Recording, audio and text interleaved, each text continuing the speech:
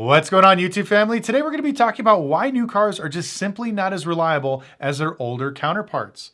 Now, there are more recalls out today than ever in history, and it's not just one manufacturer. We're talking Honda, Toyota, Ford, Chevy, Dodge, Mercedes, Volvo, Hyundai, Mazda. Everybody's basically got tons of recalls. And these things range everything from motor failures, transmission failures, EV batteries blowing up, hybrid systems not working, and electronic fires with the electronic systems. All those and a lot more. So we're going to get into why this is such a trending topic and what's going to happen over the next few months. So I wanted to do this video for quite some time, but I wanted to do a little bit more research. Now, it all started when I started running my cars for my rental car company.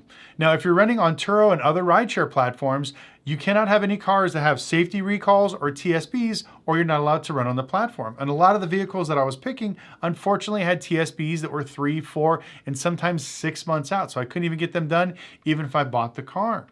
And in my YouTube feed, I noticed that there was tons of YouTubers that just kind of popped up out of nowhere doing motor teardowns on a 3,000-mile motor, transmissions, EV batteries catching on fire, electronics breaking down. These are all crazy trends that are popping up on YouTube. So I wanted to chime in and kind of talk about what we're seeing in the actual market. So we all know that new car sales has dramatically dropped since the beginning of 2024, and it's still steadily declining. Now, we thought majority of it was because of the prices and interest rates going up, because cars are just simply astronomical, trucks are even worse, and SUVs on top of that are just stupid when it comes to pricing.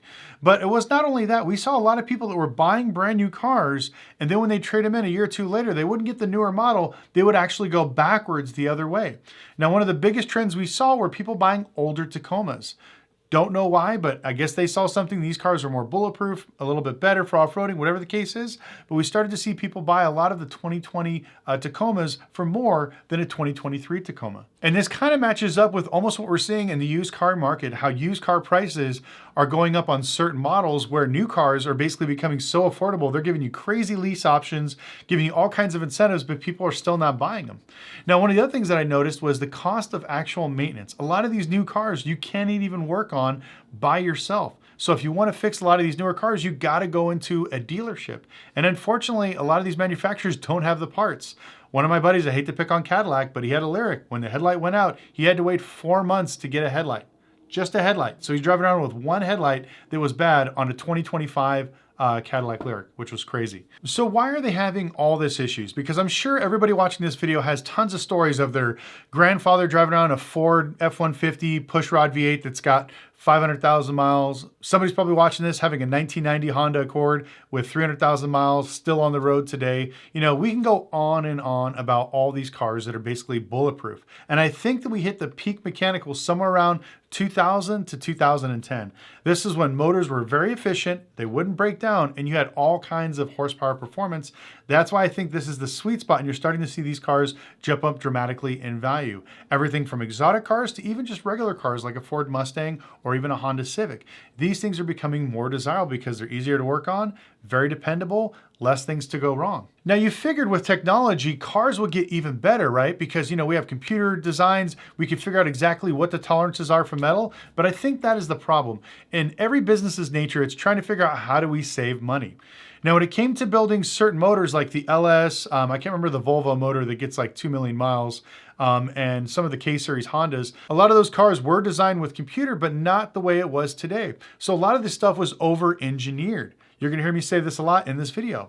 If you get a 1970s vehicle, I don't care what it is, and you hit a curb doing 20 miles an hour, you're not gonna do anything to that wheel bearing or that actual suspension. But if you take one of today's cars, a brand new car, and drive it over a curb at 20 miles an hour, guaranteed that whole suspension is going to snap right off. It's because those cars were over-engineered. They were built because they didn't know how much tolerance it could take. So instead of going a little bit thinner, playing on the safe side, they just ran it all the way up, say, well, let's just play a little bit safe. Let's make these parts thicker with stronger metal. And that's why you see a lot of these older cars, you know, 1950s, 60s, 70s, even 80s, still driving around today, absolutely bulletproof. But then you get some of these modern cars that you literally sit on them wrong, or you bump something, they all fall apart or break down. Now, I know American cars from the 80s to the early 2000s have gotten a really bad rap because they were really experimenting with electronics and trying to figure it out, where Japanese cars came into the market swinging and literally took everything over. In the early 90s and 2000s, everybody wanted a Japanese car because you could drive them not do anything to them, get 300,000 miles, and they're just absolutely bulletproof. And then after you're done driving them, you give them to your kids and you go buy another one. And so I think so many people got used to that, the mystique of, oh, Hondas are the best cars. These are the most reliable cars. These are the ones you want. Well, you fast forward to today, believe it or not, the manufacturer that has the most recalls right now is Honda, which is crazy. Their motors are blowing up. The new turbos are putting too much carbon deposits on the valves. Those are starting to stick. There's a whole bunch of crazy recalls they got on those Civics, as well as some of the CRVs, and I can't remember the other one. Some of the hybrid systems are just dying. So all these issues with a lot of the Japanese cars, but back in the day, those were the cars that you wanted. Now, if we talk about American cars, in the early 2000s, Chevy came out with the LS, which was pretty much bulletproof. And still today, if I had to pick a vehicle for my zombie apocalypse that my life depended on, I would probably get a Silverado or a Tahoe 2000 to 2005, because those things are very easy to work on. They're bulletproof. You can drive those things to 300,000 miles with no issues. They're probably some of the best motors ever built. So that would be my zombie apocalypse vehicle. And all manufacturers have something like that. The K-Series from Honda, bulletproof. I know the 5.4 Triton a few generations ago were not that good because they shoot spark plugs out of the heads, but the new ones, same thing. You can get the 5-liter Coyotes now, 300,000 miles. They're pretty solid. But then you started putting on these Ecotechs with the turbos and everything else. And more things you put on an engine, more parts that can move. That means there's more opportunity for things to break. And that's what we're going to get into right now. Now, I don't blame the manufacturers when it comes to making cars that are less reliable. I actually blame the EPA, the government. Because every year they start tightening up the restrictions a little more. And so every year these manufacturers have to get more clever with the way they build cars. So I'm just going to give you a generic example. Let's say you're buying a 2024 Toyota Tundra. Now this thing's got a V8. It's got, let's just say, 400 horsepower, 400 pound-feet of torque, and it can tow X amount of pounds, and it's got all these features. It's great, but the gas mileage is not good enough. Well, guess what? Next year, you have to lower the displacement, but now you got to have more horsepower and you got to have more features, because you cannot have the older truck nicer than the new truck. So now you got to make a truck that's even nicer, which the more features you add on there, maybe you add bigger side rails, you make the car a little bit bigger, fancier interior, that's adding more weight to the vehicle. And on top of that, now they gotten rid of the V8 and now it's a twin turbo V6. So now we're putting even more pressure and strain on a motor because of this. Now, remember I used the term over-engineered. If anybody's ever drove one of these V8 Fords, Toyotas, or Chevys, they're pretty much bulletproof. Like I said, you cannot break them unless you do something stupid. But all these newer cars, the tolerances are so tight that it's absolutely impossible to drive these things with 100,000 miles with no issues. Now, back in the day, if anybody remembers oil, you can get 1030 motor oil, put it in any shit box from the early 90s and drive that thing off to oblivion, because the tolerances on that motor were much more forgiving. The crank and the bearing rods were all running on a much thicker bead of oil compared to today's. Every new car today is like 0.10 weight, 0.5 weight, just crazy thin weight. Imagine your crank and pistons turning at 6,000 RPMs, just floating on a thin, tiny layer of oil compared to what it was back in the day. And that's what happens. You're driving these cars, the crank is shaking, the motor's vibrating. And like I said, you have this very, very thin line of oil that's cushioning between two pieces of metal. That's how tight the tolerances have gotten, because they're trying to remove any type of friction. They're trying to remove any type of weight to get as much horsepower as they possibly can and as much MPG out of their vehicle. And when they start doing this, like I said, the tolerances get tighter and the forgiveness goes away. And this is why you're seeing some of these newer Tundras with twin turbo V6s blowing up with 3,000 to 5,000 miles. You can literally Google this on YouTube. There's literally channels with millions of views of tearing down brand new Toyota Tundra motors. I remember this one lady, she's had 5 motors put into her Tundra and she's only got 60,000 miles. That's absolutely insane. They all thought originally that the first motor was the issue, that it was some sort of machine scraps that were left in the first generation motors, but the new ones are better. It's because these cars have been pushed to their mechanical limits. They cannot operate this way. Chevy, unfortunately, has a bunch of recalls for the 6.2 V8. That cylinder displacement and all these other things, they're blowing up these motors left and right. And you can see tons of these things, because most people, when they bought a Chevy truck or a Ford truck, they knew that they were going to drive those things till the wheels fell off. And what happened? Unfortunately, they're blowing up left and right. Chevys, I think it's the 3-liter diesel, same thing, having all kinds of issues. Dodge, their newer Cummins, having issues. Their transmissions are failing at a much higher rate compared to the older counterparts. I mean, any car you could possibly think of is having issues.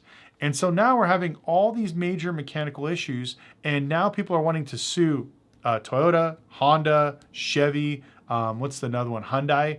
Now, remember when Hyundai first came out? Hyundai is a very good way to study how manufacturers think and where the market is going. They offered a 10-year, 100,000-mile powertrain warranty.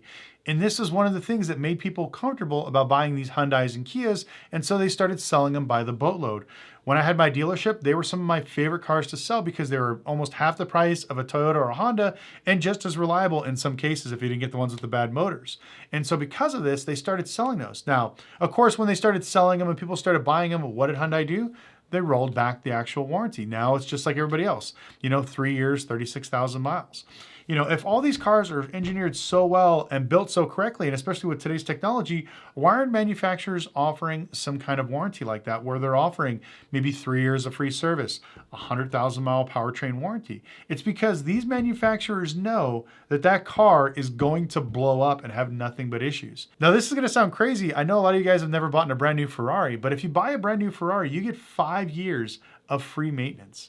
They'll pay for whatever it takes to fix your car and to get it cleaned up and to keep it right for the first 5 years, which is, pretty awesome.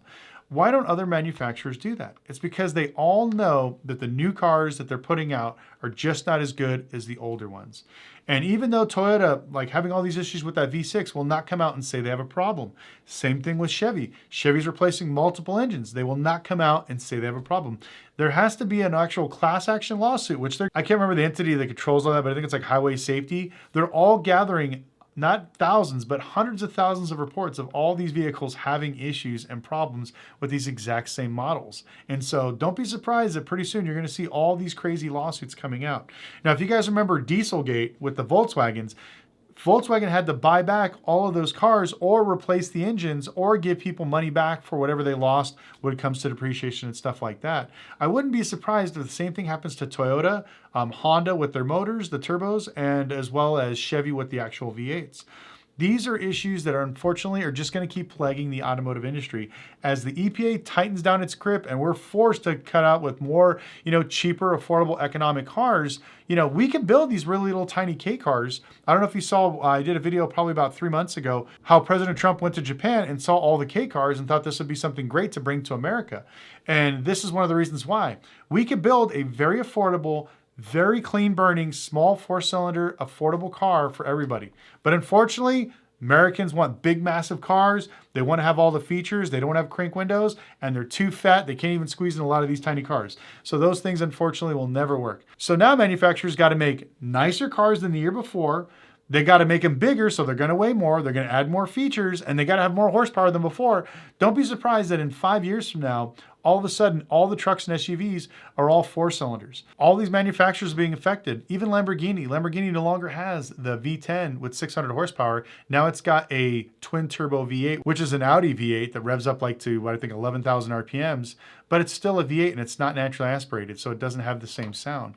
Little by little, like I said, we're going to lose all these things that we love about cars just for fuel efficiency. And we put more pressure and more stress on an engine, all of a sudden they become less reliable. So my advice to you is if you're looking at buying a brand new car, I wouldn't jump out and buy something unless you do the research, because a lot of these people think that you're buying a brand new vehicle, you won't have any issues, but you should see some of the reports from some of these Toyota owners, Honda owners, Ford, Chevy. They're all out there. You just got to read them. There's tons of stories out there of people buying brand new cars and them literally having nonstop issues. So don't be surprised if old cars start becoming popular. Even myself, I'm looking for a 2000 Chevy single cab step side, and I want to rebuild it, and I'm possibly going to do a Duramax conversion just so I can have something that I can drive every day and then tow. I don't want to mess with a lot of the newer trucks because I do love the new Ford trucks and I do love the new Chevy trucks, but when I see the issues that they're having right now, it just doesn't make any sense. And the prices you have to pay for one of those things is ridiculous. I can restore 3 or 4 cars for the same price of what I'm going to pay to buy one brand new truck. And if it's something that has multiple issues, you're going to lose tons of money. And that's another thing that I haven't really talked about is all these people that bought these cars that are plagued with the problems, the resale value is absolutely cratered. If you look at an old Tundra that has a V6 twin turbo, I think it's from 2024 and above, the resale is absolutely horrific. The 6.2 liter GMs and Chevys, same thing, multiple issues. The resale is quite a bit down on those. The 3-liter diesels, some of the turbo Civics, like all kinds of issues all the way across the board. So another thing you should probably do some research on. But anyways, I would love to know your opinion in the comment section below. What do you think is the most dependable car on earth? I know a lot of people are going to say Volvo. If you guys do your research, the car with the most miles was driven for 40 years by one gentleman here in the United States. It was a Volvo P1800, very cool car. He got to 1.7 million miles. Unfortunately, he passed away. He wasn't able to drive it for the full 2 million miles. But Volvo's had some really crazy motors back in the day. I can't remember the name of the model right off the top of my head, but they call them the red Lego. If you look them up, you're going to see them. These motors are pretty much bulletproof. In Europe, they're the most popular thing to buy and drive. I wouldn't be surprised if they start becoming more popular here in the United States as new cars start becoming more unreliable. But let me know your opinion down in the comment section below. Also, make sure you sign up for Auto Auction Pass. We're still going through the whole background check, finishing the website. It should be done here soon. Copart told me it's going to be anywhere from 30 days to 45 days to get through all that stuff. So once it does, we're going to be able to buy cars on my platform. You don't need a dealer's license. You can buy from Copart, IAA, government auctions, tow yard auctions, all those things. Plus, I'm going to have some other bigger franchise auctions, but we got to get 5,000 people to sign up before I can apply for those ones. But you can buy everything off my site with no dealer's license. So make sure you sign up, autoauctionpass.com, and we'll see you next video.